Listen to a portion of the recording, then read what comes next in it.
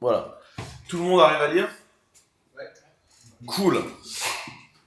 Tout d'abord, je tiens à m'excuser profondément. J'ai absolument pas eu le temps de réviser ce talk. Je n'y ai donc absolument pas touché depuis octobre 2016, date à laquelle je me suis réché sur ce talk à Scala.io. Donc j'essaye de faire le même sans me récher ce coup-ci, avec du vin et de la bière, et sans l'avoir rédigé, donc c'est pas mal. Et j'aime beaucoup ce talk par contre, je crois que c'est le plus technique actuellement de ceux que j'ai en stock avec l'histoire des containers et des VM. Donc voilà. Donc, avançons sur le talk. Donc ça c'est moi. Ça c'est moi. Problème d'encodage. Donc pour ceux qui me connaissent pas, j'ai un pseudo vraiment chelou sur Twitter dont j'arrive pas à me débarrasser parce qu'en fait j'aime bien. En plus il était dispo sur tous les réseaux sociaux, c'était pratique.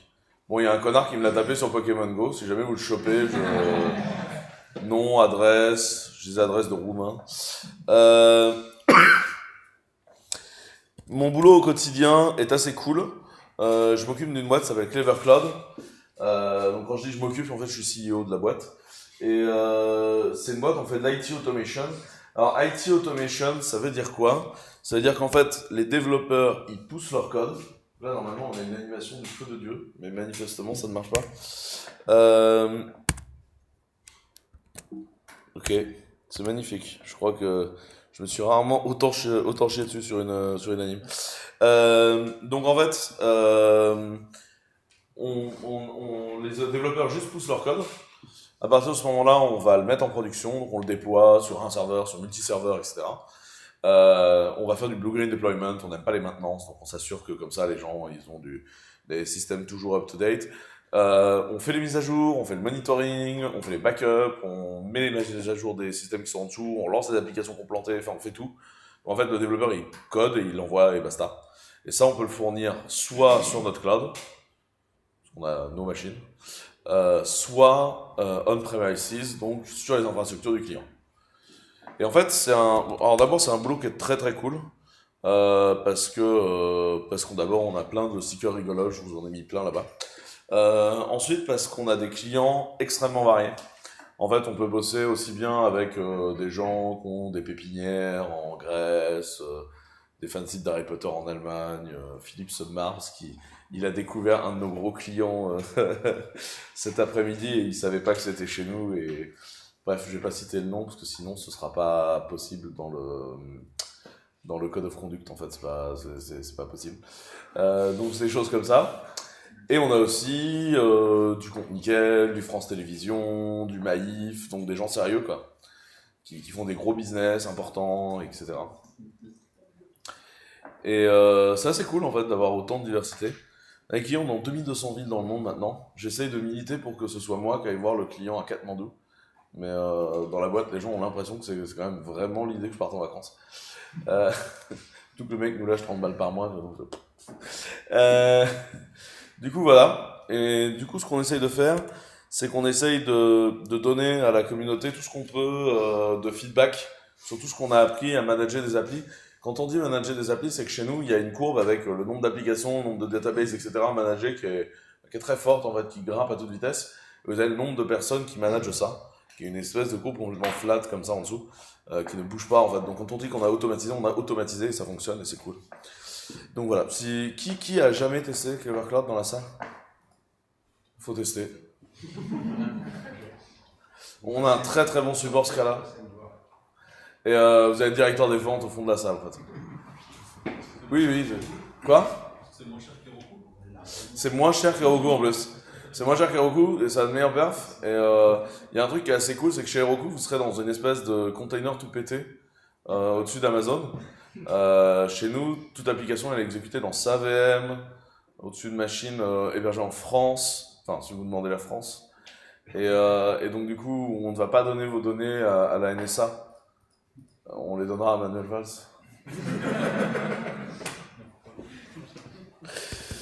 Ok, bon, let's go. Ok, donc les implicites. Qui code en Scala? Qui n'a vraiment jamais codé en Scala? quand on dit implicite, qui ça parle pas du tout? Ok, c'est les fameux types fantômes dont on parlait tout à l'heure, de près de loin. Les implicites, c'est une fonctionnalité de Scala assez employée. Et c'est une fonctionnalité où traditionnellement, pour laisser les gens en fait s'en servir, parce qu'il y a un côté genre déclare ça en implicite, bisous, au revoir, passe une bonne journée. Et en fait, la plupart des gens ne comprennent pas comment ça marche les implicites. Et font une fixette là-dessus parce que ça a l'air compliqué, ça a l'air marrant, ou ça a l'air chiant, ou whatever. Et du coup, j'ai décidé de faire un talk sur à quoi servent les implicites et comment ça marche pour aider les gens. Et puis en fait, ce qui s'est passé, c'est que j'ai jamais eu vraiment le temps d'écrire le talk.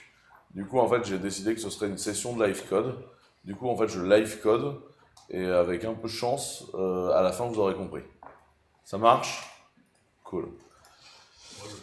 La première chose qu'il faut comprendre à propos des implicites, c'est que les implicites, en fait, les implicites sont détenus dans un scope en Scala. C'est-à-dire qu'à un endroit dans votre code, vous pouvez avoir des implicites.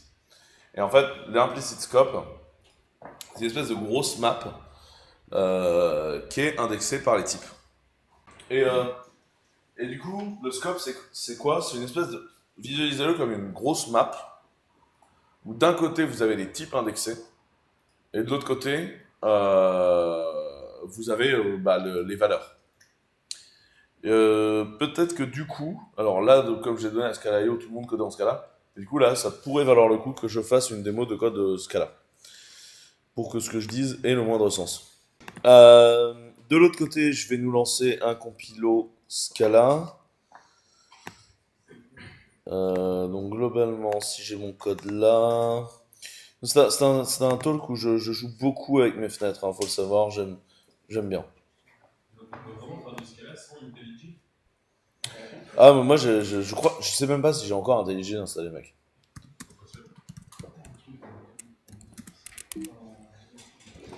En fait, le meilleur système pour faire de l'autocomplétion dans ce cas-là, c'est un truc qui s'appelle Nsim. Et Nsim, c'est un serveur en fait. En fait, le truc se lance, fait ton autocomplétion dans son coin, et après, t'as juste pas besoin d'un truc qui peut lui parler, quoi. Mais sinon, tu t'en branles. Sauf qu'il ne marche pas avec la dernière version Scala. Mais c'est un projet type level, il va finir par fonctionner.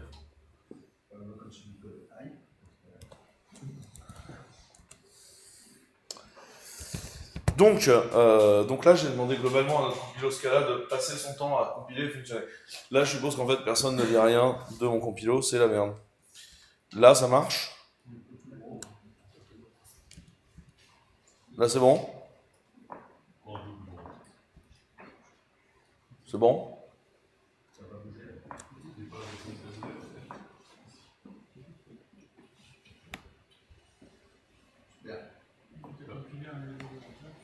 Donc j'ai compilé un Hello World, mon Hello World est là, mon compilo est là, c'est bon, on va pouvoir commencer à bosser. Un implicite, c'est quoi? Un implicite, c'est une méthode qu'on peut passer à une fonction de façon hyper simple. De façon implicite, en fait. C'est ça que ça signifie. Imaginons que je définisse, on a un implicite val ici, qui est égal à... Enfin, oui, si je mets pas de... On va dire que c'est un nom où j'appelle un truc Toto, là, et que je veux avoir une fonction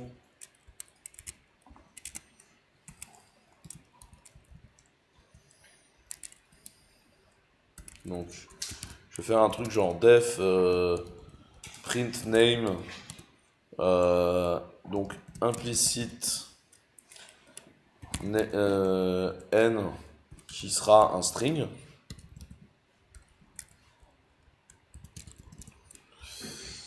Et je vais dire que c'est égal à une fonction toute pourrie qui fait un println de n. Si je veux appeler en fait ici mon print name,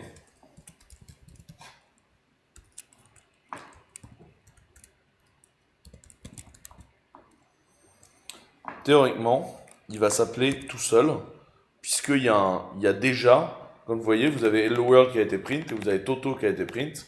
Parce que ici, j'avais dit que je cherchais un string implicite. Là, vous aviez un string qui était implicite. Et donc ça va fonctionner. Imaginons que je supprime l'implicite du string, là. Et quand il compile, il me dit qu'il n'est pas d'accord. Pourquoi est-ce qu'il n'est pas d'accord? Parce qu'il me dit print name, il n'a pas été... putain, mais il y a Clippy en plus qui s'est pointé, qui me casse les doigts. Donc, il nous dit, je ne peux pas trouver une implicit value pour le paramètre n string. Autrement dit, et c'est là que c'est important, dans le implicit contexte, il n'y avait pas un truc qui représentait juste un string. Ouais. Quoi? En fait, il déteste les collisions et les ambiguïtés. Et imaginons maintenant que je fasse deux names implicites, donc qui sont juste des strings implicites. Là, il va me dire ambiguous implicit value. Autrement dit, dans ta map d'implicite, tu as 2 fois la même définition de type. Je ne suis pas d'accord pour m'en occuper tout seul. Ouais. Alors, moi, la question, ça ne te dérange pas qu'on t'interrompe comme ça pendant ta présentation, on va te poser des questions après. Ça ne me dérange strictement pas qu'on m'interrompe pendant la présentation, qui est, comme vous le voyez, hyper construite. Non,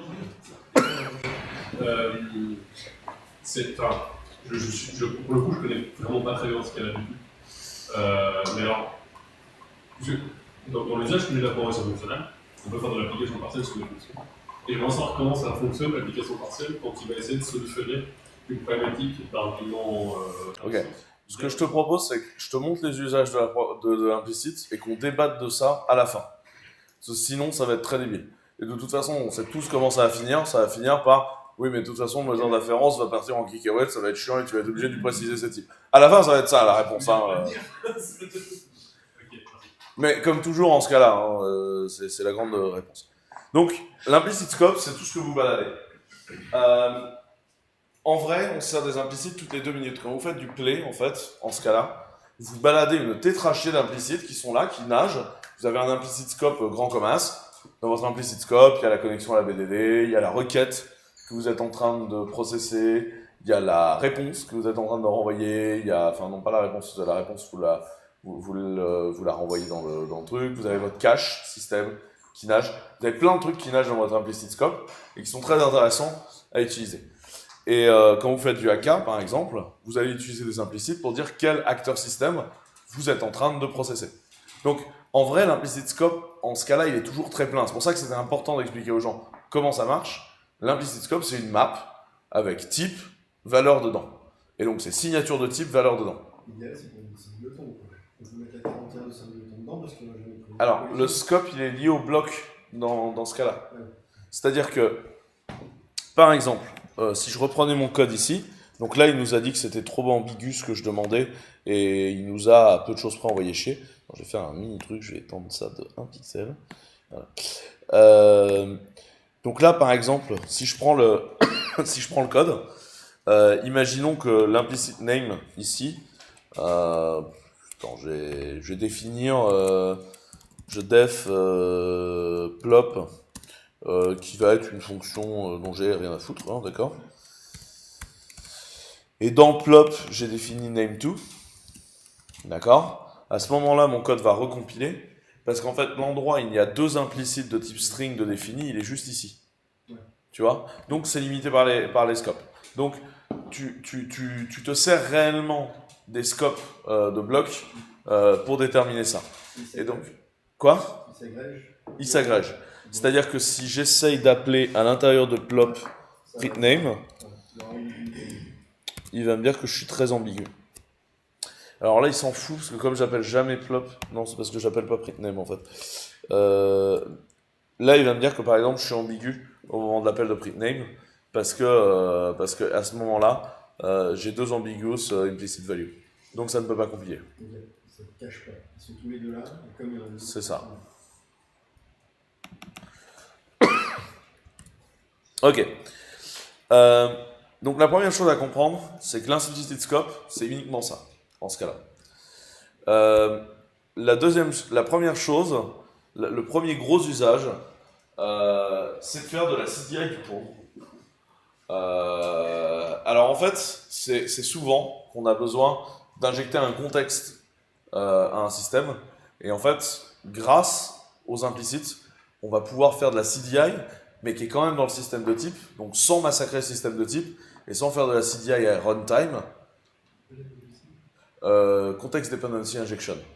Spring. Le contexte... Quoi? J2 aussi.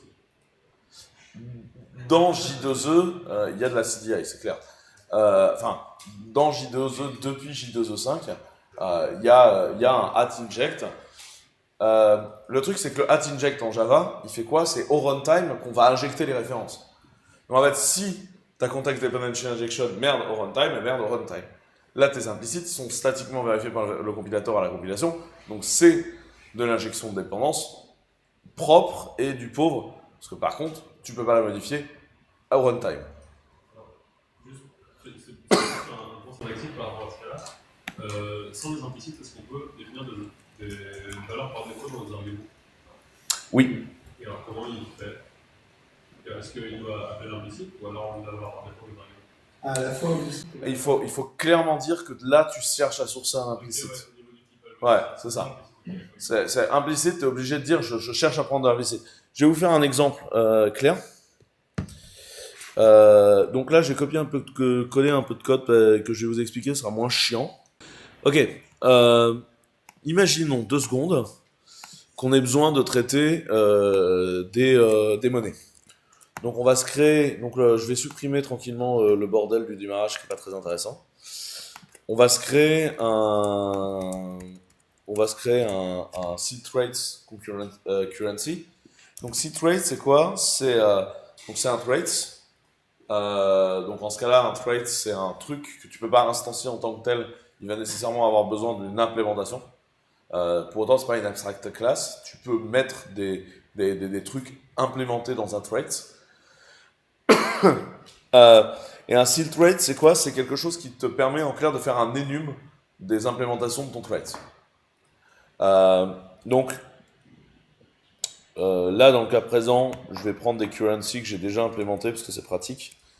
En fait, il m'a planqué mon curseur quand j'ai commencé l'enregistrement d'écran, c'est pour ça que c'est pas facile tous les 2 jours. C'est-à-dire dès que je suis hors écran. Et donc là, je l'implémente 3 fois. J'implémente les euros, la livre et le dollar. Et j'ai 2 trucs. J'ai un currency factor qui est censé être globalement le truc, le euro factor qui est censé être globalement le taux de change avec l'euro. Et j'ai un symbole. Et en plus, j'ai joué parce que je suis un connard et donc du coup, j'ai réellement appelé avec les symboles les classes parce que j'avais envie de jouer, parce que je suis un peu con. Donc là, par exemple, j'ai fait mon système. À partir de là, imaginons qu'on ait besoin d'écrire des prix. Du coup, ce qu'on va faire, c'est qu'on a une fonction qu'on va définir à l'intérieur de Hello parce que je suis un peu flemmard et que j'ai pas envie de créer des vrais trucs. Cette fonction, c'est un print price. Donc je dis que ça prend des euros, qui est un double. Et je dis que ça prend ensuite un implicite, qui est la currency. Donc là c'est assez intéressant parce que là, par exemple, je dis que l'implicite, c'est une currency et que la currency, par défaut, c'est égal à euro. Parce que justement, je vais prendre ton cas, et là globalement, ça fait un println avec le euro price, c'est le euro factor, le euro symbole, enfin, c'est assez simple, d'accord? Maintenant, imaginons que j'ai besoin de faire des choses là-dedans, je vais avoir besoin de créer un print price.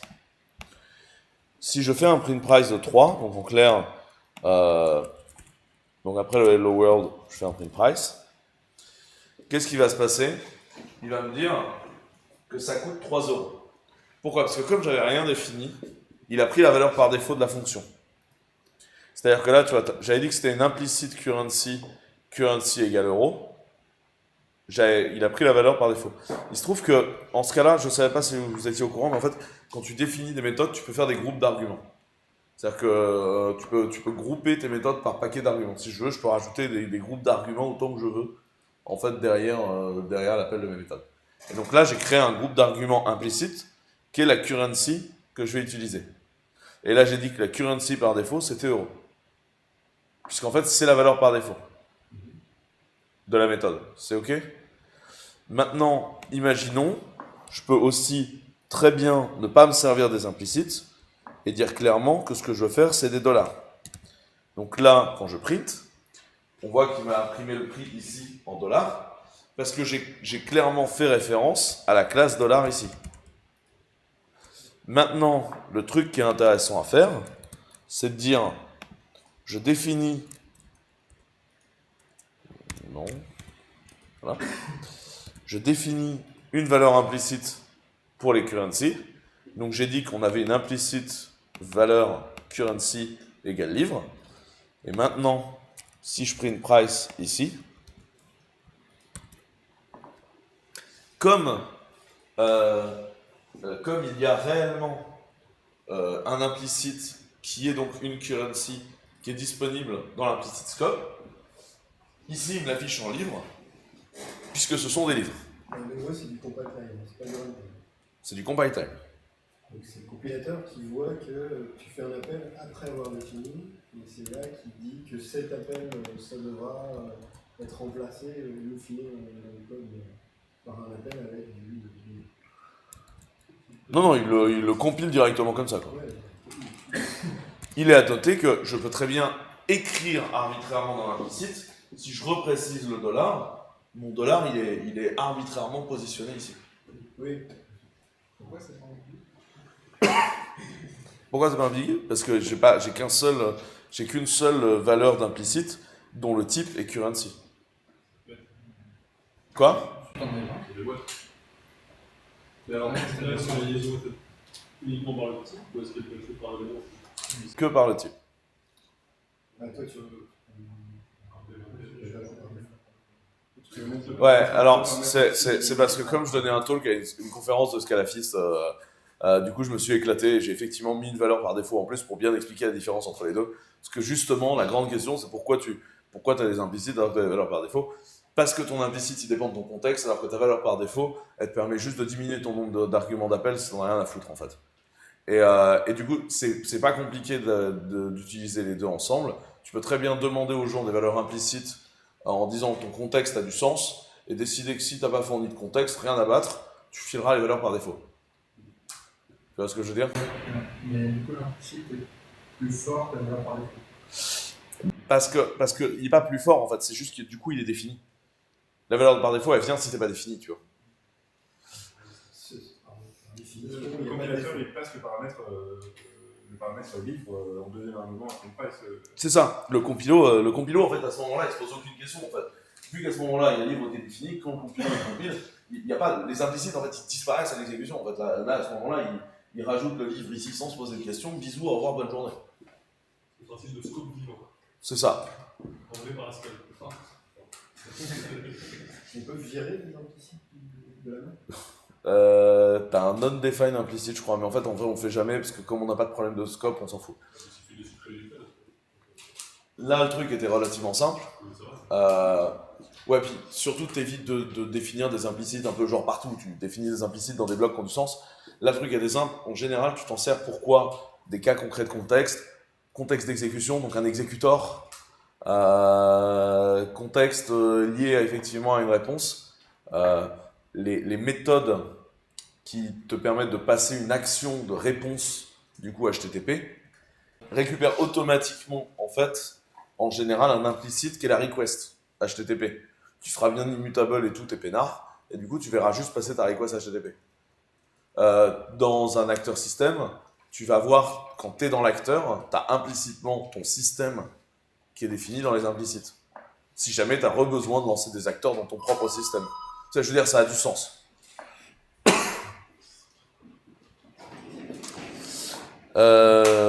Donc ça, c'est un premier cas d'usage de l'implicite que je trouve relativement simple, qui est cette idée de faire de l'implicite, de la dependency injection du bordel. Je suis en train de regarder... Ouais, c'est ça. Le deuxième cas concret des implicites... alors, le deuxième cas concret des implicites, c'est de faire du cast. On va être clair, caster des trucs, c'est moche au possible. Je vais vous montrer qu'on peut le faire, et après, on ne va plus jamais recommencer. Ça marche?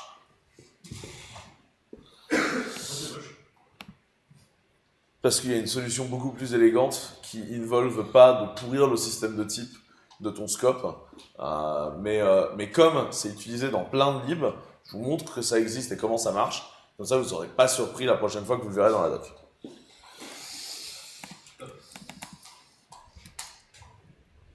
Imaginons que, en plus de nos objets ici, je définis une nouvelle case class qui est monnaie. Monnaie, comme vous le voyez, ça prend... donc monnaie, c'est une somme d'argent qui prend du coup une valeur et une currency dans laquelle tu l'as définie. Ok. Donc à partir du moment où on a des monnaies, ce qui pourrait être intéressant, c'est de pouvoir dire est-ce qu'on va être capable facilement de récupérer de la monnaie sans s'emmerder. C'est-à-dire que là, je peux bien entendu... Donc je vais virer des prints parce que sinon on va se faire chier, genre pas mal. Donc là, par exemple, je vais définir 2 €. Donc là, je mets clairement une monnaie qui est définie.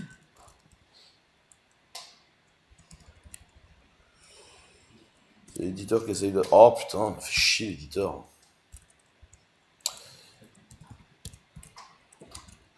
Donc là, imaginons que je print, et on voit bien qu'il m'a créé un monnaie qui est de valeur 2 et euros, ici. Donc c'est mon truc. Sauf que dans mon code, par moment, je peux avoir besoin de me dire, ce serait quand même vachement moins chiant, si je pouvais juste changer, juste dire que je veux créer des valeurs qui soient des euros, et comme ça être capable de récupérer par exemple leur symbole facilement sans trop me poser de questions. Donc là en fait c'est exactement ce qu'on a fait. On va définir en fait une méthode, et là en fait ce qu'on crée c'est une méthode implicite. Donc on dit implicite def, on dit on va partir des int pour aller à des euros. Donc on dit qu'on va prendre des int, on aura un implicite currency qui sera appelé. Donc pareil, je pourrais le réécraser si je veux, mais l'intérêt c'est de l'avoir en implicite, et que ça renverra une monnaie. Autrement dit, imaginons un cas où j'ai besoin d'une monnaie parce que c'est ce que je veux. Donc là j'ai une implicite currency qui a été définie, et là je vais faire un truc qui est print Hélène, toujours, sinon c'est chiant. Et là, je vais mettre 2, donc le int, que j'appelle. Et là, vous vous souvenez, dans ma monnaie, j'ai un amount, donc c'est un double. Et donc, je vais dire que j'appelle là-dessus ça. Et là, il va pas être d'accord du tout, parce que c'était un int, et du coup, il me casse les couilles. Tu as posé au mauvais endroit. C'est pas faux, ouais.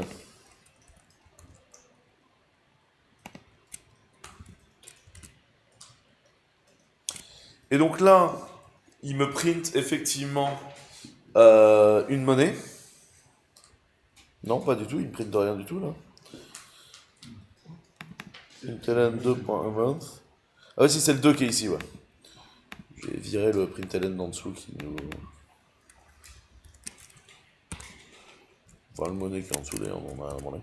Donc là, ce qu'il nous fait, c'est qu'il nous print bien le amount, alors qu'on l'appelle sur 2. Parce qu'en fait, il a compris que amount, j'essayais d'appeler une monnaie. Donc il s'est dit, j'ai besoin d'un monnaie à cet endroit-là. J'ai justement un truc qui prend des ints et qui renvoie des monnaies. Et bam, automatiquement, il a inséré à l'exécution, à cet endroit-là, mon implicite def, qui est ici. C'est un peu affreux. C'est hyper pratique. Par contre, ça fait que ton scope d'implicite, il est illisible sa race, et que là, tu es en train de faire en fait de la magie noire, notamment parce que, imaginons à présent, parce que là c'était un int, imaginons maintenant que pour une raison xy, je fais un val d égale, donc d, où je lui précise bien que je veux un double, et là il va péter en me disant que amount n'existe pas dans double, parce qu'il a raison. Et en fait, c'était tellement de la magie noire ce que je faisais que ça n'avait pas de sens. Qu'est-ce que tu dis ? Et je ressors juste, c'est une véritable question, mais est-ce que le implicite val est le même implicite que dans l'implicite def? Ouais. Oui, comment c'est possible?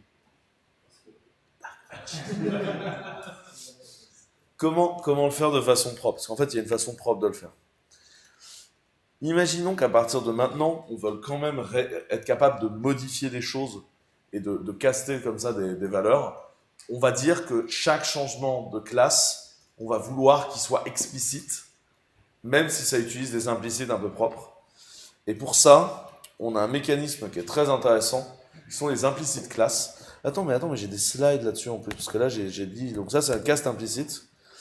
Et en fait, avec une implicite classe, on peut faire une extension d'une autre classe qui n'est pas celle sur laquelle on est. Si jamais tu m'en ramènes une, c'est encore mieux. Je sais pas s'il m'a entendu.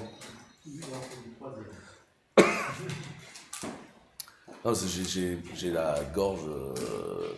j'ai un gros problème avec tout le sperme des arbres en ce moment. Et du coup, ça me nique la voix. Philippe a mis 10 minutes à comprendre ce matin de quoi on parlait avec Laurent quand on parlait de sperme des arbres. Il pensait qu'on était sur des trucs vraiment dégueulasses. Je suis allergique au pollen. Et en fait, vous voyez cette situation un peu chiante où vous êtes dans une lib. La lib fait tout ce que vous voulez, mais il lui manque une fonctionnalité. Une fonction toute con de 3 lignes. Et là, vous aimeriez aller la committer dans la lib, mais pour des raisons exogènes, les mecs n'ont pas envie d'ajouter votre fonctionnalité, soit parce que c'est des trous du cul, soit parce que ça ne les concerne pas, soit parce que votre fonctionnalité elle est liée à une autre lib et qu'en fait vous êtes juste en train de faire de la glu, et donc du coup ça ne les branche pas du tout. Et là vous vous dites, mais ce serait tellement bien de pouvoir juste raquer ma fonctionnalité à l'intérieur. Et en fait, tout à l'heure quand j'ai fait un 2.amount, j'étais juste en train de dire que je voulais créer des euros à partir d'un int. Ce qui était hyper pratique en fait, si on y réfléchit bien. Merci beaucoup, Xavier. Et donc, c'est pour ça qu'il y a un modèle qui est hyper pratique, qui sont les implicites classes. Alors, une implicite classe, c'est quoi? Une implicite classe, donc en plus, ça a l'intérêt de ne pas se définir dans le contexte pourri. Tu dis implicite classe. Là, je vais l'appeler toMoney, vu que c'est fait pour transformer en monnaie des choses. Je vais dire que je suis capable de prendre des int. Donc, j'ai une implicite classe qui va partir d'integer. Et je vais définir une fonction qu'on va appeler euro. Comme ça. Et de cette fonction euro, en fait, je vais dire que je crée une monnaie où j'ai un ent.toDouble. Et là, je crée des euros.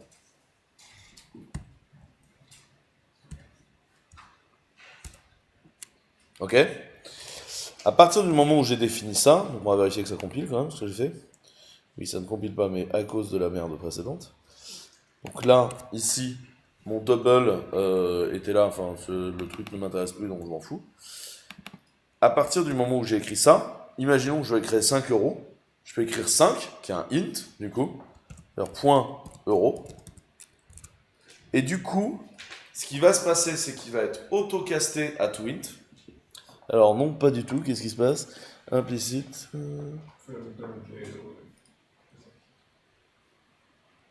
What? Ah oui, effectivement, oui, sinon ça fout la zone.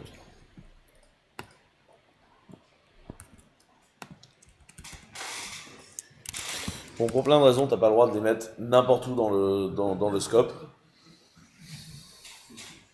C'est qu'en fait, il t'empêche de pourrir le scope d'implicite de façon artificielle, en fait. En vrai, c'était une bonne idée. Et donc là, qu'est-ce qu'on voit? C'est que ce que je println, c'est bien un truc de la classe monnaie, dont je sors 5 euros.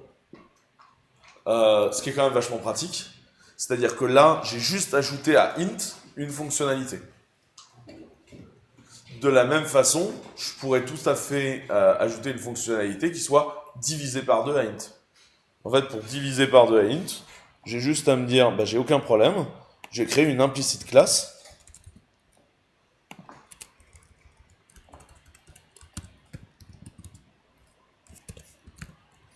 prends un int,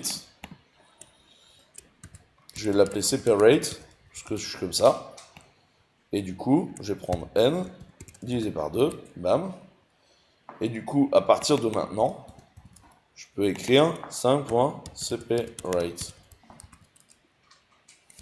Et là, il m'a fait une division par 2 euclidienne dans le cas présent, donc, parce que j'étais sur des int, mais il m'a fait ma division par 2. Hyper pratique.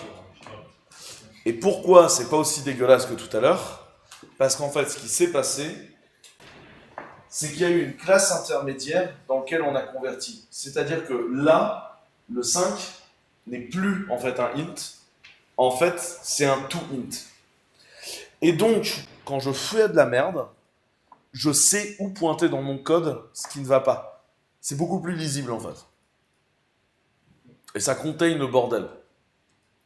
C'est clair? En fait, vous switchez par un type temporaire qui vous permet de gérer le problème. Si je peux amender, surtout là où c'est mieux, c'est que tout à l'heure, ton int, ça pouvait devenir une monnaie tout d'un coup sans prévenir, sans aucune raison. Là, ce n'est que parce que tu appelles euro, qui est défini dans la classe implicite, et que donc tu arrives à aller chercher quelle classe implicite peut bien définir euro, que ça devient une conversion. Donc c'est beaucoup plus restreint et beaucoup plus propre. C'est ça. Tu as beaucoup moins de dark magic. Et ça vous permet aussi de définir des DSL du pauvre sans trop vous énerver, ce qui est très très agréable. C'est-à-dire que comme ça, vous avez un certain nombre de trucs qui sont définis, par exemple sur les durations, vous pouvez écrire 2 minutes, tranquille. Et il se trouve que par ailleurs, et je termine cette petite démo, pour quand tu fais des DSL, en fait, en ce cas-là, tu n'es pas obligé de mettre le point quand tu appelles un truc, tu peux mettre un espace. Donc tu peux écrire 5 € en toutes lettres, et ça te générera 5 €. Bon, en vrai, c'est de la merde de faire ça, parce que je trouve ça pas du tout explicite dans le code, mais si tu as vraiment envie de jouer les kekos et définir des DSL de l'espace, tu peux définir des DSL de l'espace. Et comme en plus, il se trouve qu'en ce cas-là, tu peux redéfinir les opérateurs, tu peux réellement complètement t'amuser à définir des DSL de l'espace. Bon, après, on va te chier dessus parce que c'était immonde et que c'est incompréhensible, mais tu peux le faire si ça t'éclate. Et comme par ailleurs, en ce cas-là, t'es UTF-8, comme vous le voyez, je peux mettre n'importe quoi. D'ailleurs, et j'ai toujours voulu le tester, donc je me donne une seconde si tu veux bien, parce que j'ai toujours voulu tester ça. Quoi? Ouais, je vais complètement voir si ça va marcher. Ouais, clairement, on va faire des tout bien en fait.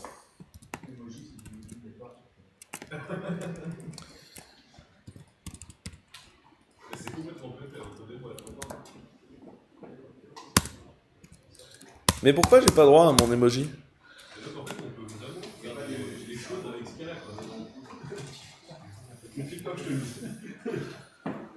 Et comment je fais pour ajouter des emojis dans Atom le mec qui était chez GitHub, je fais comment pour ajouter des emojis dans Atom? Si tu peux mettre des emojis. Ajouter des emojis dans la code, il faudra que les emojis soient là. Oui, mais peut-être, mais là j'arrive même pas à les appeler. Non.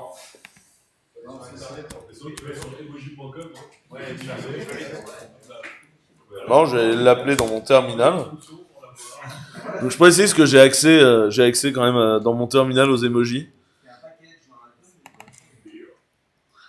Peut-être ça, ouais.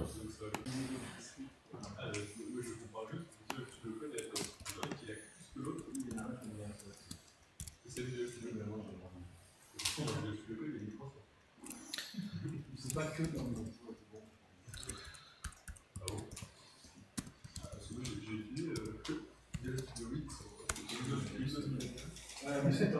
c'était en 1960.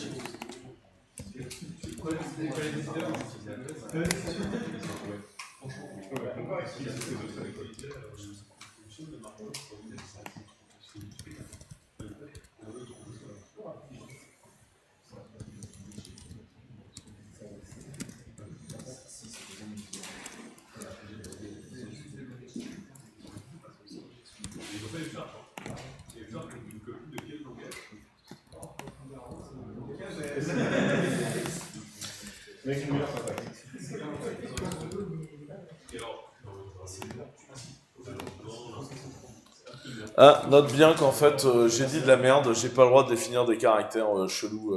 Ça lui a pas du tout plu, regarde, j'ai pas le droit de les utiliser en nom de méthode. En fait, si. En important une table. mais c'est très particulier. Et c'est pas lié au langage, mais au contexte d'exécution du langage. Enfin, pour peu qui supportent TP. C'est. Je suis déception. Je suis déception absolue. Faut pas juste faire coller Ça, c'est pas grave. faut pas juste lui coller des backticks. Si, mais du coup, ça ne m'intéresse pas, tu vois. Donc il faut savoir qu'en fait, chez nous, on essaye de convaincre tout le monde de mettre des emojis dans les logs, parce que dans les logs, c'est trop bien. Ouais. Alors, vraiment, ça déboîte. Enfin, sans drôle, c'est vraiment super impressionnant. Je pense que ça remonte potentiellement que ça lui raconte aussi. Pratiquement dans le mondial, enfin, j'ai l'air de terme qui est là, j'en sais, c'est plus le chaînage, j'en sais. Mais alors, le truc, c'est qu'en fait, en jouant avec les imprécis, on peut faire de l'héritage conversal complètement cette aide. Au final, pourquoi avoir une sorte implicite et pas juste avoir implémenté les tailles classes au sein du langage? Alors, parce que la construction des implicites a été progressive, et que je pense qu'au début, ils n'avaient pas prévu d'arriver là, en fait. Au début, les implicites, ils étaient vraiment vus comme une CDI simple. Et typé statiquement, et propre, et compile time. Et que tout a progressé dans son sens. Bon, surtout que de l'autre côté, Lightband étant Lightband, ils ont été nous rajouter du wave partout dans Play, et que maintenant, coder en Play, t'as l'impression de faire du J2E. C'est-à-dire que t'as aucune prédictibilité, en fait. T'as aucune prédictibilité du truc. En fait, t'as un contexte d'exécution qui change toutes les 2 minutes. Mais bon, ça, c'est les Australiens, tu sais, la Spring Connection, tout ça. C'est là-dessus que repose. C'est pas Cats, c'est ça Cats. Enfin, l'extension de type level pour faire des type classes correctes, ils sont pas Shapeless. très. Shapeless, exact. Entre autres. Shapeless, en vrai, c'est des macros. Et c'est des façons d'écrire des macros. Ouais. Mais mec. Non,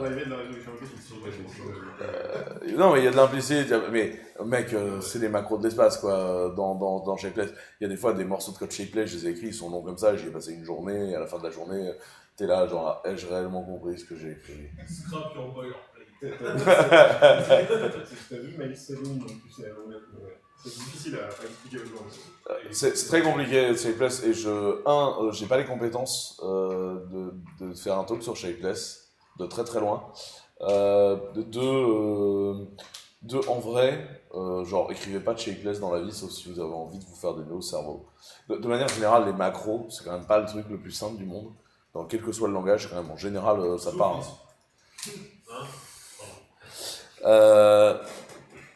Par contre, c'est utilisé dans plein de libres, et notamment, donc, pour ceux qui ne connaissent pas l'écosystème Scala, vous avez un truc qui s'appelle Lightband, qui s'appelait TypeSafe avant, qui est la boîte qui est censée... Quoi ? Ouais, qui était censée être la boîte support de Scala. Il se trouve que maintenant, c'est la boîte du support du Reactive Programming, qui ont plusieurs produits. Ils font AK, et, ils font Play Framework, en open source, et ils font un autre produit qui s'appelle Logom, qui est un framework de microservices, qui permet d'écrire tous tes microservices dans Logom.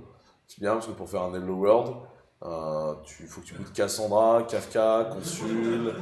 Enfin, tout ça, c'est simple. Non, c'est vachement bien Logom, et vous pouvez en déployer sur Clever. Faites ça, ou ne le faites pas.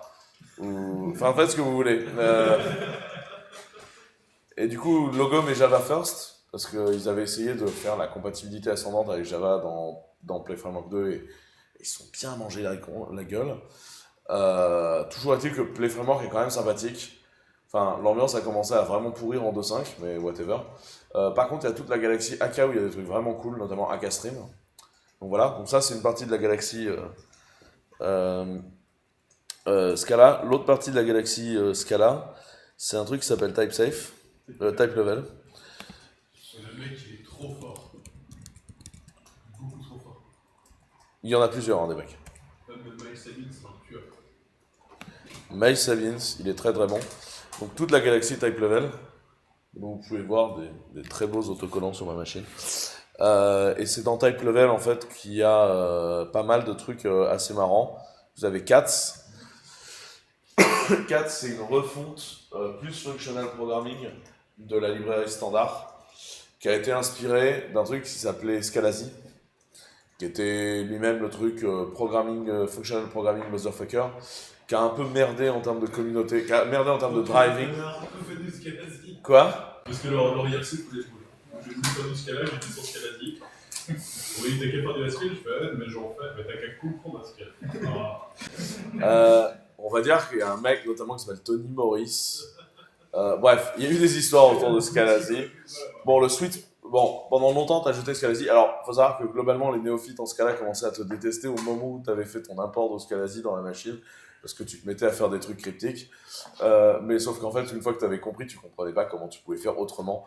Notamment, le Ether de Scala était tout pété, alors que celui de Scalasi fonctionnait. Enfin, il y avait 2-3 problèmes d'inférence de type dans Scala qui étaient pas mal corrigés par Scalasi quand tu t'en servais. Long story short, utiliser CAT, c'est devenu le nouveau consensus. En vrai, c'est plus compréhensible aussi. Quoi? C'est plus beau. C'est plus beau. Et notamment, il y a des trucs qui étaient gérés à la Warmat dans Scalasi qui sont gérés à grands coups de shapeless. Dans CAT, c'est cool. Vous avez un truc qui s'appelle shapeless, donc qui est le système de méta-macro qui, au clair, vous permet d'étendre le langage et le compilateur au temps réel. En clair, vous ne vous servez jamais de shapeless. Vous laissez les grands garçons le faire. Vous essayez de lire et de comprendre ce qu'ils font, mais whatever. Et les gros autres projets qu'il faut que vous connaissiez, de marrant, vous avez Spire, dont je me sers absolument jamais, mais qui sert à faire des trucs mathématiques. Vous avez un truc qui s'appelle Circe, qui permet de faire du JSON de façon juste magnifique et splendide. T'as Philippe qui se marre à côté, qui n'a jamais réussi à l'employer, alors que c'est génial et super simple. En fait, vous avez le bénéfice des implicites et la beauté de Shapeless qui vient rajouter un coup là-dessus. Vous avez NSYM qui vous permet de gérer le problème. Vous avez Monoc qui vous fournit des lens. Vous avez leur propre compile de Scala machin. Vous avez Scodec qui fait du parsing de façon relativement intéressante. C'est Type Level qui fait Monoc aussi? Monoc, ouais, c'est Type Level. Alors, qu'est-ce que le lens? Non, mais on va pas y passer la nuit non plus, quoi. Vous avez Specs 2 aussi dedans qui vous permet de faire des tests unitaires. Et sinon, vous avez pas mal d'autres projets assez intéressants là-dedans. Les 2-3 projets dont je voulais vous parler, c'est HTTP4S, qui est assez intéressant, qui vous permet de faire du HTTP bien fonctionnel. Et j'étais quasiment certain. Ah non, ok, autant pour moi. C'est pas un projet J'ai une script. question par rapport à ta présentation. J'ai pas fini. Hein. Ah non, désolé. Non, désolé. J'ai cru. Alors, en tout cas, Type Level, là, tous les projets, le but c'est de ramener un maximum de choses à ton time. C'est ça. Et alors, en Scala, ils appellent ça Type Level. C'est compile time, c'est la même chose que Type Level en Scala. On est d'accord? Ouais. Enfin, c'est une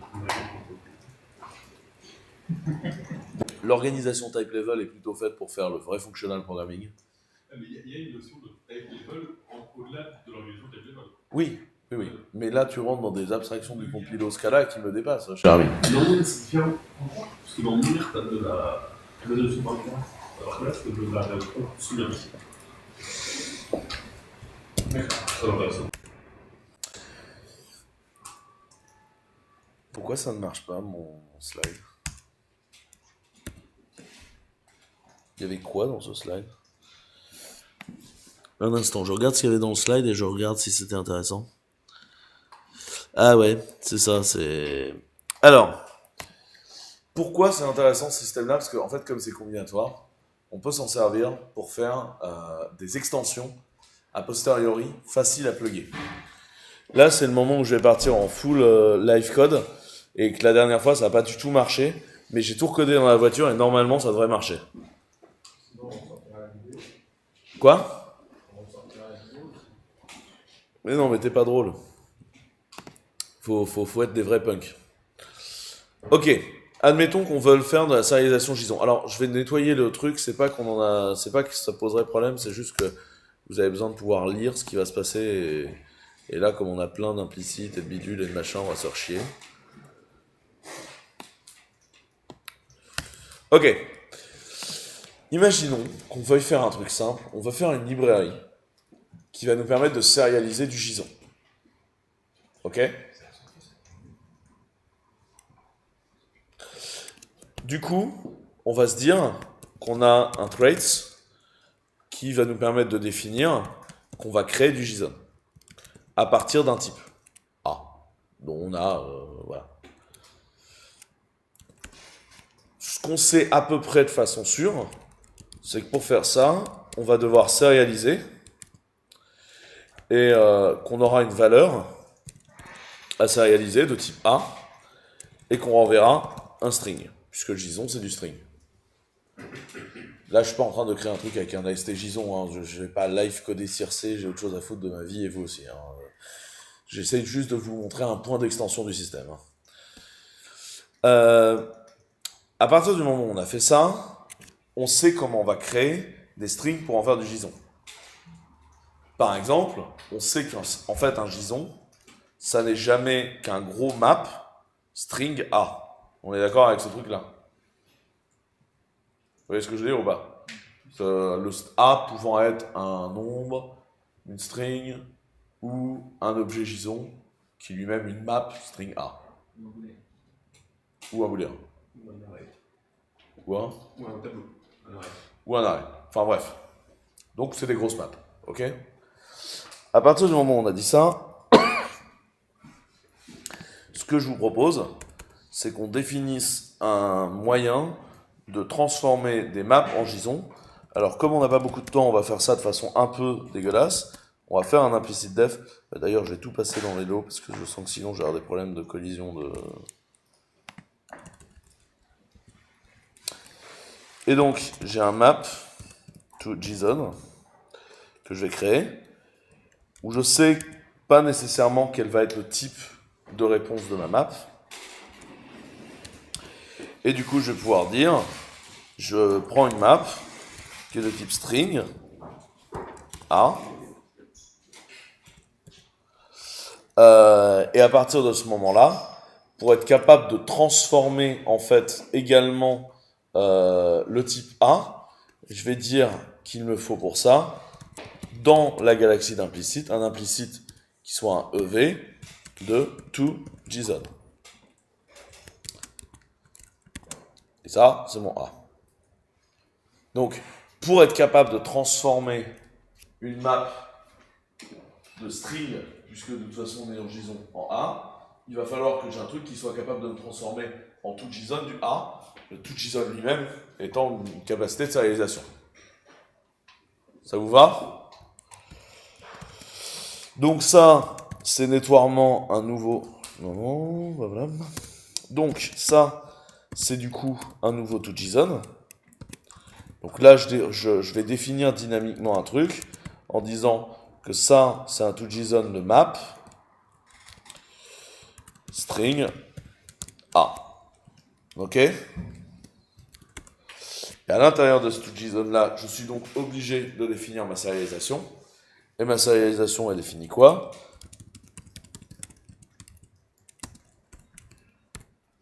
Elle définit que pour une valeur de type map string A, j'aurai une fonction où je vais pouvoir itérer sur ma map. Donc je vais mapper. Et je vais mapper en faisant quoi? Je vais dire que je prends le cas où j'ai une clé et une valeur, puisque j'ai des entries dans ma map. C'est alors j'ai une police à ligature. Du coup, quand je fais un égal chevron, ça fait une vraie flèche, mais c'est un égal chevron, d'accord? Vous voyez tout ce que c'est qu'une ligature de police ou pas? Ok, imagine que tu as une police de caractère, tu définis chaque lettre. Eh bien, tu définis que si jamais deux lettres se suivent, tu vas remplacer les deux lettres par un caractère qui fait la taille des deux lettres. Ou pas d'ailleurs, en fonction de si t'es ou pas sans taille variable ou pas. Sans ou pas chassis, voilà, merci. Et du coup, à partir de ce moment-là, tu remplaces par un symbole. Et c'est plus propre. Notamment quand tu fais des trucs en écriture cursive. Ça a été inventé pour l'écriture cursive. Et il se trouve que pour les langages fonctionnels, on a sorti des polices à ligature qui te permettaient du coup de faire des vrais lambda, des vraies flèches, des vrais machins. Et ce qui fait que les juniors, quand ils passent derrière toi et regardent ton écran, n'y comprennent plus rien et imaginent que tu fais du TF-feed chelou. Et donc après, vont copier-coller les symboles sur Internet et leur compilo est pas content. Et toi, tu te marres juste jusqu'à ce que tu ailles leur expliquer pourquoi, tu vois. Mais... Bref. Donc là, on va faire une subtraction de string, parce que c'est pas très intéressant comme truc. Je vais dire que je prends la clé, et je vais dire que ensuite, je vais prendre l'évaluateur que j'ai défini ici. Donc vous avez vu, j'ai un EV qui est l'évaluateur lié à mon type non défini pour l'instant. Je vais dire que j'appelle avec serialize, et je vais dire que je mets V dedans, puisque c'est le type A du bordel. Voilà, je vais peut-être quand même fermer mes côtes. Si, non, oui, si. À partir de là, j'ai plus qu'à faire un mkstring. Alors il se trouve que le join en Scala s'écrit mkstring et que le join en Scala étant tout à fait sympathique, tu peux lui définir que tu vas commencer par lui donner le premier caractère, ensuite lui donner le caractère avec lequel tu vas tout join, et ensuite lui définir que tu vas lui donner le dernier caractère. Il est sympa. C'est un mkstring où il va te mettre les deux extrémités, ensuite il va join son arrêt, quoi. Pratique. Et donc là, vous voyez bien que j'ai fait un truc qui va écrire clé valeur en appelant le sérialisateur de la valeur A. C'est clair ce que je raconte ou j'ai déjà paumé absolument tout le monde? Non, c'est bon? Maintenant, comme c'est l'évaluateur de map de string A, il faut également que je sois capable de le sérialiser sans lui donner de valeur pour un raccourci. Et donc, comme je suis une horrible flemmasse, je vais définir ici un autre serialize qui, pour le coup, n'a pas d'argument et à qui je vais définir que j'appelle serialize de M. Ok? Cool? Cool. Maintenant, si j'ai besoin de... Imaginons que je vais globalement avoir un JSON simple avec juste des strings, il va falloir que... je vais commencer par définir des maps et comme ça va se voir et ce sera carré et ce sera simple. Donc, j'ai défini mes trucs. Donc là, dans mon main, je vais créer une map. Donc, je vais faire un val m égale map. Et là, je vais définir ma map en mettant val 1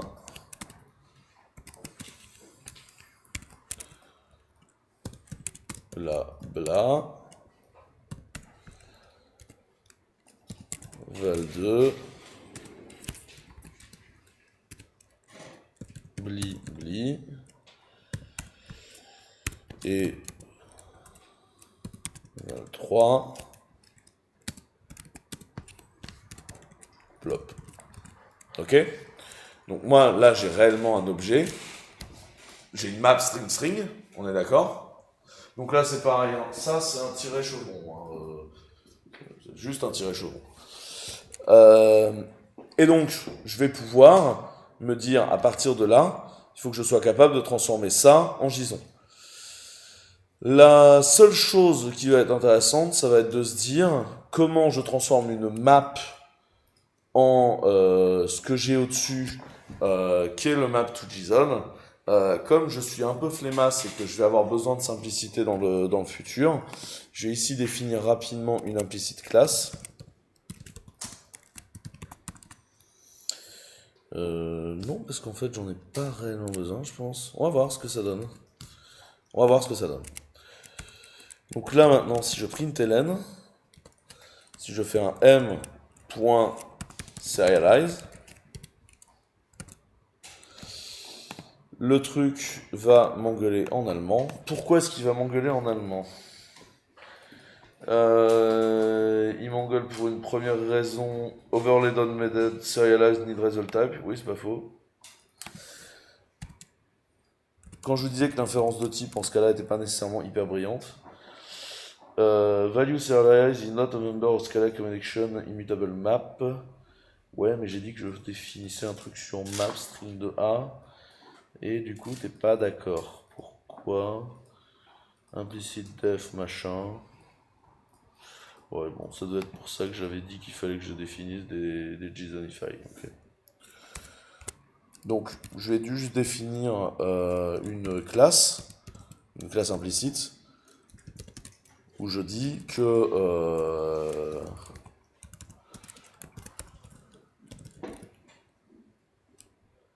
JSONify map, et je dis que je prends en charge une map.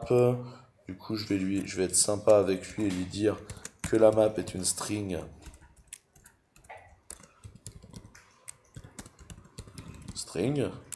Donc là, à partir de ce moment-là, il sait que ce que je veux, c'est prendre des maps string pour les transformer en autre chose.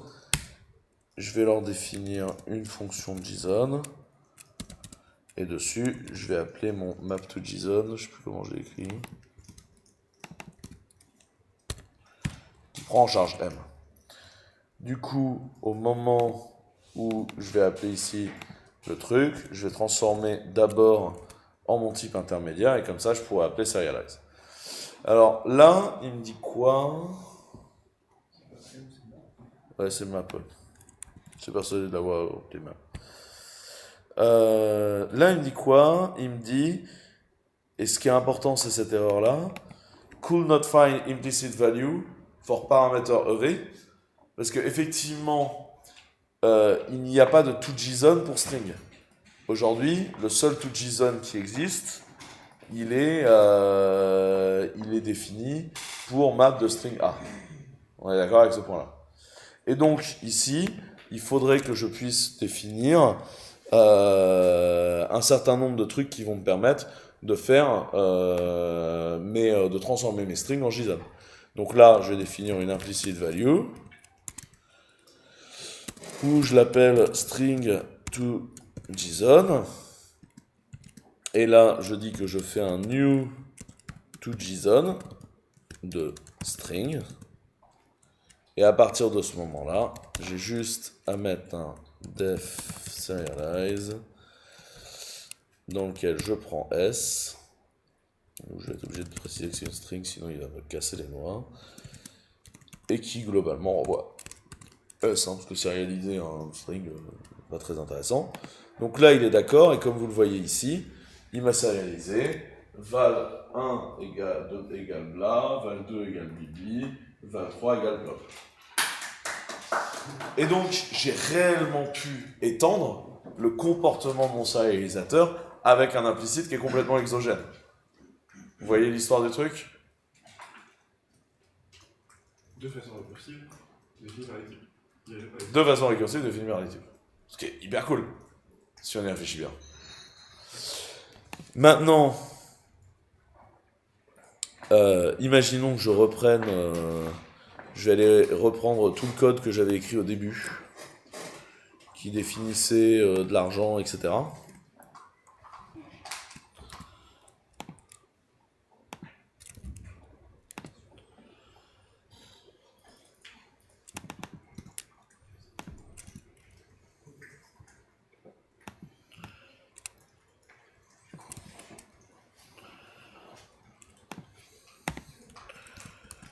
Voilà. Imaginons maintenant, ce que je veuille, c'est définir une façon de serialiser un monnaie.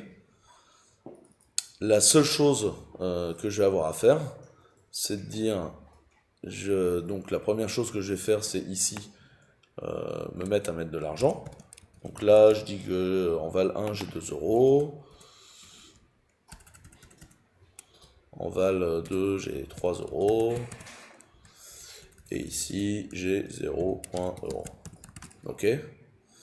Donc là, quand il aura fini le waiting for such change et qu'il aura décidé, il va me dire, t'es tout à fait sympathique, mais moi, je ne sais pas gérer ton JSON, puisque je ne trouve pas pour string monnaie dans map. Il ne sait pas le faire.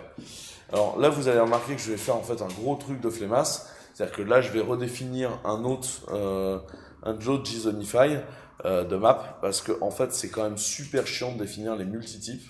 Et genre, je vais être obligé de faire un seed rate, on va y passer la nuit, ça va être chiant. Donc là, je vais me passer simplement un deuxième JSON Map 2 qui permet de gérer monnaie. Donc là, pourquoi est-ce qu'il va m'engueuler? Parce qu'il te dit, t'es tout à fait sympathique, sauf qu'il n'y a pas de tout JSON qui gère monnaie. Et donc, à partir de ce moment-là, ici, il va me dire, donc là, il va falloir que je me fasse un tout JSON. Donc là, je vais aller copier mon code ici. Je vais mettre monnaie là-dedans. Je vais l'appeler monnaie tout JSON. Ici, je définis que m machin truc. Et là, ici, je vais faire un m.c'était amount que j'ai mis, c'est ça. Plus un espace.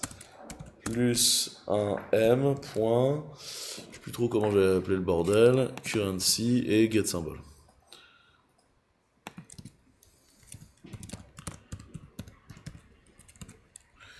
Et donc là, quand je recharge, bah on voit qu'ici, il va bien sérialiser, val 1, 2 euros, val 3, 3 euros, etc. Et que j'ai réellement permis à ma bibliothèque un brin compliqué d'avoir ça. Ce qui serait cool, si je voulais que ça marche bien. Parce que là, en fait, vous allez me dire, c'est bien sympa ton truc, sauf que, imaginons qu'ici, au lieu de 3 euros, je mette du texte, ça va répéter parce qu'il va me dire à ce moment-là que ma map, c'est une string Java serializable. Et en fait, là, ce qui serait intelligent de faire, pour qu'on comprenne bien pourquoi je réécris pas CRC devant vous, quoi, parce que pourquoi CRC est intéressant et qu'en fait, on peut pas le remplacer par 6 lignes de code, c'est qu'en fait, à ce moment-là, ce qu'il faudrait faire, c'est que je sois capable de regarder le scope d'implicite avec des to-JSON et que je génère le métatype de transformation en abstract class implicite à ce moment-là sans me casser les noix. Et pour faire ça, il faut faire du shapeless. Et je vais barboter dans le code pendant 2 heures. Vous allez rien y comprendre et en fait moi à la fin aussi, donc ça ira bien quoi. Mais voilà comment, parce que là le problème c'est de gérer les multiples types, etc. Mais voilà comment on peut étendre en fait une librairie à coup d'implicite.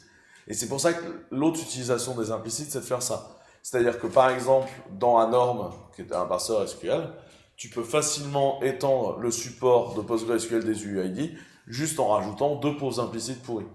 C'est fondamentalement comme ça que fonctionne PlayJSON aussi. Ce CRC en fait a des subtilités machin, mais PlayJSON globalement il fonctionne comme ça à peu de choses près. Enfin à beaucoup de choses près, mais le cœur du truc est comme ça. Et ça vous permet d'enrichir comme ça, de faire une librairie qui est pluginisable parce que les gens ont juste à déclarer des implicites. Juste une petite question. Ouais. Pour bien comprendre la mécanique, tout à l'heure tu dis que c'est du compile time. Ouais.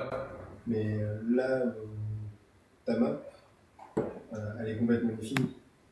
Ouais, elle est complètement définie. Mais si tu peux donc ça ne marcherait pas sur une map que tu alimenterais numériquement? Bah si, puisque tes types seront bons. Ah oui, parce que ce serait un type... Ouais, c'est ça. Ouais. Donc tu t'en fous, ça va faire sa vie. Ouais. Ça reste que si ta map dedans, elle doit avoir un type dont tu définis les choses. Ouais.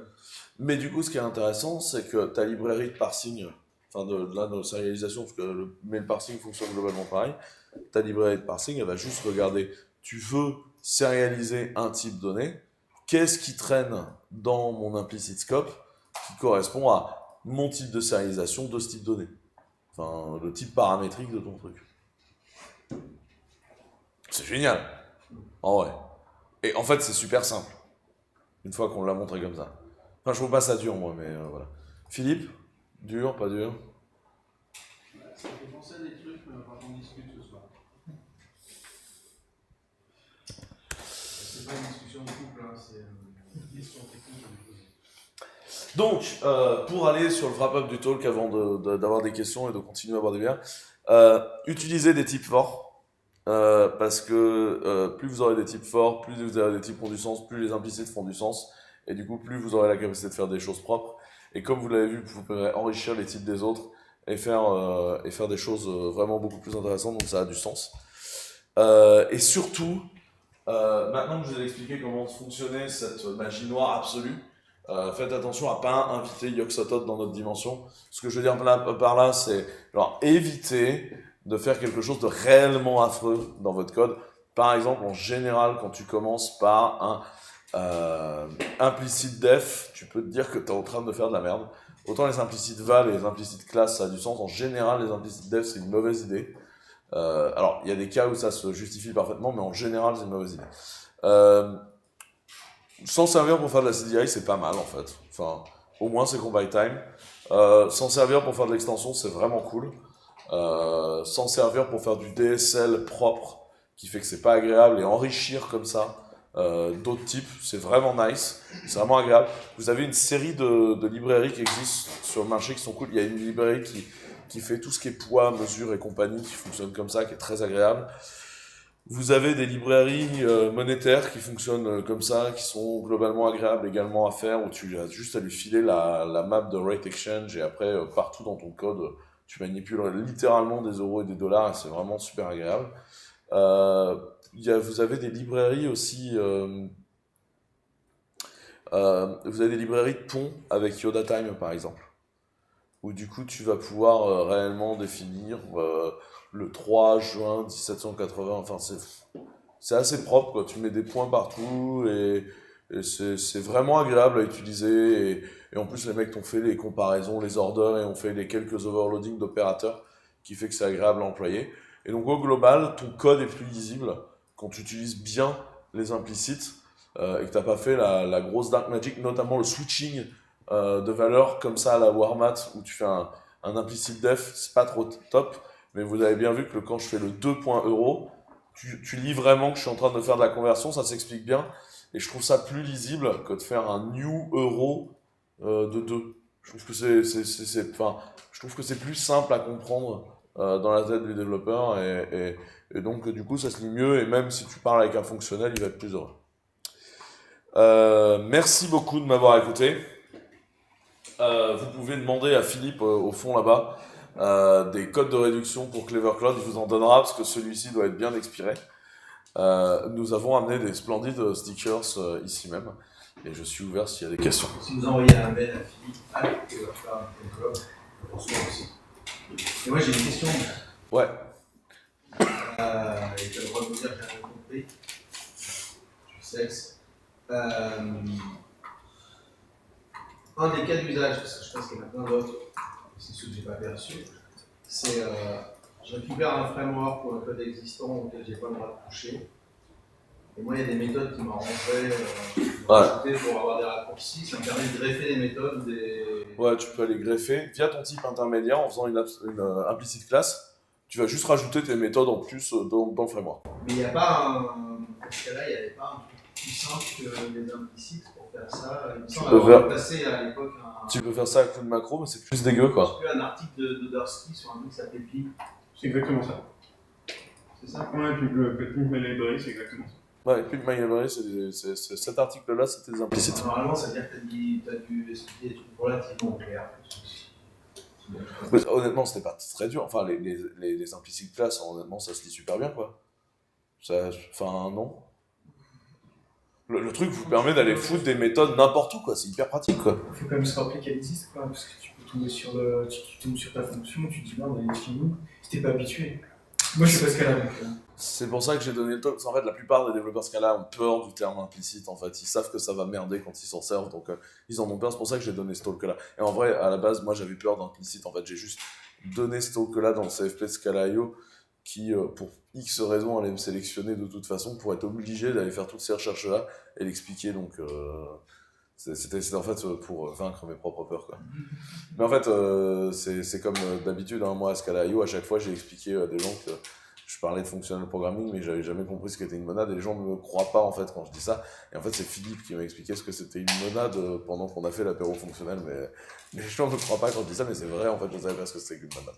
Il y a des gens brillants chez nous, et du coup, ça passe comme ça, tu vois. Mais il y a des gens brillants, et du coup, ils sont vraiment intelligents, et moi, bof. Moi, j'ai peut-être une question. Ouais. Je suis désolé, ça n'a pas de rapport direct avec ton talk.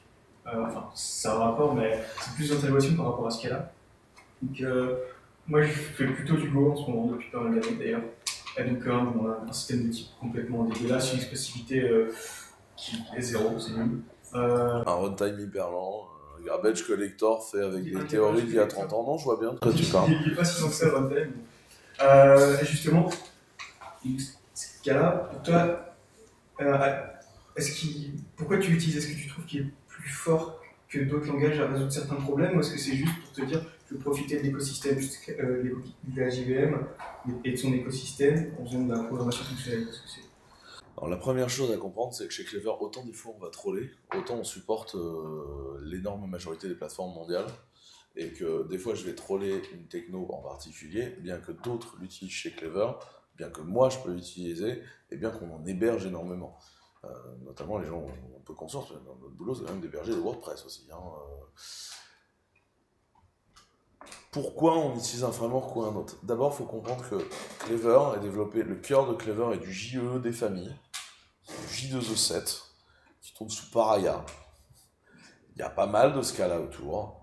Il y a une quantité non négligeable de C qui se fait bouffer par le Rust. Il y a du Go qui fait notamment des tools. Bon, il n'y a plus de PHP, je crois. Il y a du Ruby. Il doit y avoir du Python dans des coins. Ok, j'ai pas touché depuis un moment. Il y a de tout, quoi. Genre, on est assez open, on s'en fout, quoi. Pourquoi on utilise Scala dans certains cas? Bah déjà, pour moi, les cas d'usage de Go et de Scala n'ont rien à voir. Go, c'est que tu as envie de faire un tools qui, à la fin, va te faire un gros binaire statique autour duquel tu vas faire un gros nœud et basta. Scala, moi, je m'en sers parce que j'ai un système de type intelligent qui sait faire des trucs. Et quand je fais, par exemple, des trucs compliqués avec des formulaires web ou des API chiantes ou du streaming sur lequel j'ai plein de conditions à rajouter, notamment, on fait Akastream. Akastream, c'est génial pour générer les workflows du genre, je récupère des messages là, je double mon message, machin, je bricole, j'en filtre une partie, il y a ça qui part, là je refusionne mes champs de messages, et c'est une espèce de workflow complètement compliqué comme ça, et à la fin j'output tout, et le tout doit se passer le plus vite possible dans un cluster AK distribué. Tu codes ça en Go, tu te tires une balle, quoi. C'est hyper chiant à faire quoi, pour la nuit. Tu codes ça en Akastream, honnêtement, j'ai fait des workflows d'une complexité non négligeable et qui sur le papier auraient pu être chiants, mais il y a des tonnes de fonctions qui sont... Imagine, je te donne un exemple tout con. On a une partie de notre code qui voit passer tous les logs en temps réel et qui est fait pour te les renvoyer c'est les log drains, soit sur du TCP/UDP, soit sur de l'HTTP. Et quand je te les envoie en HTTP, je vais pas t'envoyer un appel HTTP par ligne de log, ce serait hyper lourd. Donc j'essaye de les batcher. Le truc, c'est que si j'attends que tes 50 lignes, à un moment où ton application a peu de charge et peu de verbosité dans les logs, bah potentiellement, je vais te mettre une demi-heure dans la vue avant de t'envoyer des lignes de log, ce qui n'est pas très acceptable de ton point de vue. Et de l'autre côté, si à un moment je suis en train de batcher plein de logs, c'est hyper chiant. En Go, tu vas te retrouver à faire une espèce de timer avec des effets globaux et des trucs chelous et machin. Moi, si je veux faire ça en Akastream, j'ai une méthode qui s'appelle group within, où j'ai dit genre, groupe pendant 40 secondes au plus sans message, et voilà. Et là, j'ai réglé mon problème, tu vois, le machin me gère le problème, tu vois. Et ça, tu vois, c'est un cas d'usage où coder la même chose en Go, j'en ai pour la nuit, coder la même chose en Rust, ça va me casser les noix, tu vois, ça n'a pas d'intérêt. Et la JVM, c'est pas dur à exploiter ou... La JVM, moi, je l'aime bien à exploiter. C'est pas du tout le truc le plus chiant à exploiter pour moi, du marché. C'est pas d'enfer la JVM. La JVM, c'est bien outillé. C'est mal documenté là, tous les outils, mais c'est très bien outillé. La JVM, c'est un truc qui est très stable en termes de consommation de trucs, ça se vit bien. La JVM, c'est facile à inspecter. T'as JVMX et compagnie, c'est propre. La JVM, ça gère bien sa RAM. Ok, ça en bouffe beaucoup au démarrage, mais après, au-delà de ça... Il y a un problème de les conteneurs, non, par contre. Non, les conteneurs sont un problème, et la JVM les subit. Mais il ne faut pas le prendre dans l'inverse. Les conteneurs gèrent mal leur RAM, parce que les conteneurs sont une mauvaise exploitation des namespace Linux. Mais c'est tout, c'est pas le problème en fait. Donc non, la JVM est moins chiante à exploiter. Tu prends une application très chargée en unicorn de Python, avec énormément de process qui ont du short live, avec des process qui, des fois, ont une vie plus longue que les autres, mais c'est normal, s'il y a un gros fichier qui s'upload, enfin, ça, à exploiter, je trouve ça plus chiant. La JVM à exploiter, c'est assez peinard.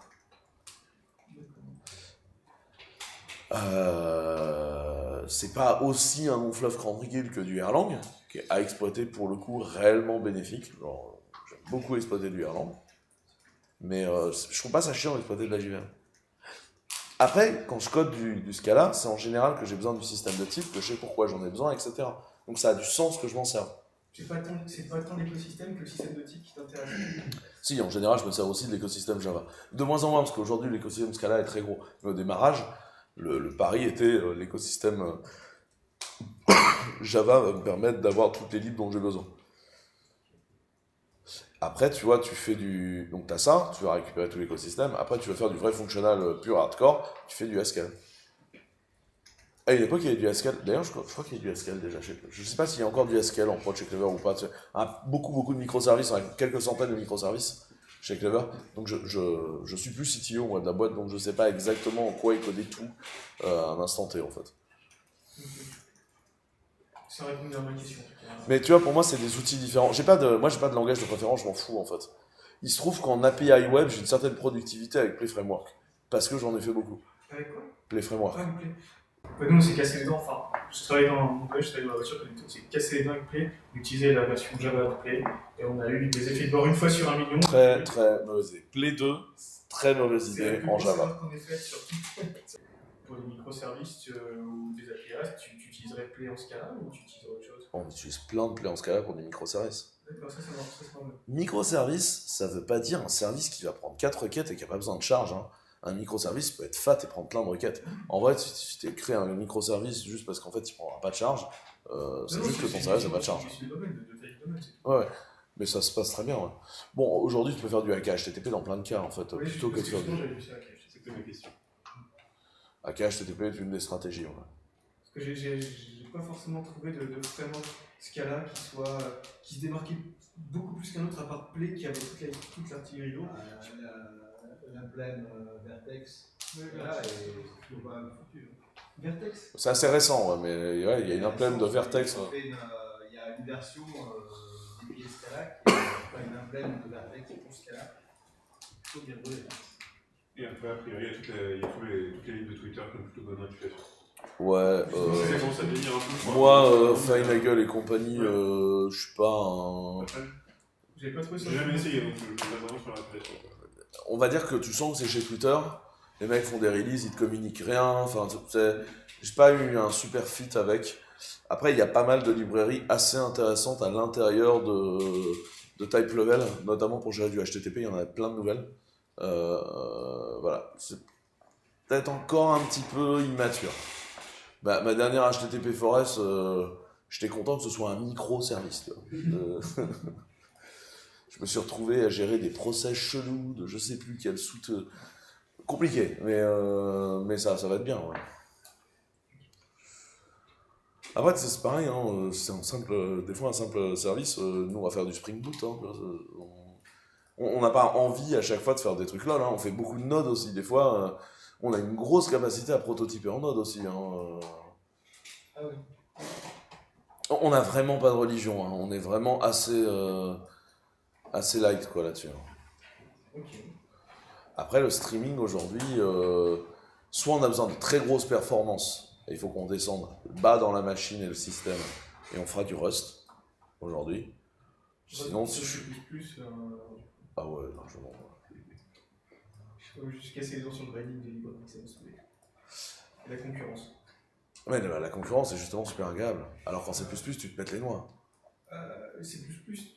Enfin, on va entendre le débat, mais j'arrive pas à compiler en fait. C'était quand? C'était il y a 3-4 mois, mais je voulais faire un système avec beaucoup de concurrence et beaucoup d'asynchrone. Je suis parti sur du Node, je me suis pas pris la tête. Ouais, mais tu seras pas en concurrence sur des nodes. Non, mais je suis en synchrone, j'avais juste besoin que tu sois asynchrone. Ah, et le problème de Rust que j'étais confronté en fait à Rust, c'était de devoir faire travailler des types polymorphiques en fait, de devoir distribuer le travail de manière asynchrone sur des types polymorphiques, et je me suis retrouvé avec des types du type arc, machin, je sais plus quoi. Peut-être que tu pourrais faire un truc plus simple en Rust la première fois. Je suis beaucoup trop débutant, voilà. Faut Voilà. le faire. Après, Rust, des fois, il est ardu, quoi. Mais tu vois, soit on a besoin d'énormes perfs en streaming, et dans ces cas-là, on fera du Rust, sinon on fera du Scala sans s'énerver, parce que les librairies de streaming sont d'une grande maturité, et surtout, je dors très bien la nuit quand j'ai mis ces trucs-là en prod. Alors que moi, le streaming en Go, à coup de buffer, où tu gères machin, je sais qu'il y aura un buffer exception à un endroit et que ce sera de la merde. En plus du fait que le garbage collector fera nécessairement absolument pas ce que je voulais, stoppera le monde à un moment débile et que ce sera lent sa race. Quand on a réécrit un Reverse Praxis 0 par exemple, tu vois, il était nécessaire qu'on ait un streaming de très très bonne qualité. On l'a pas fait en Scala, on l'a fait en Rust. Parce que tu ne pourras jamais obtenir des bonnes perfs dans un langage qui est garbage collecté. Bien sûr.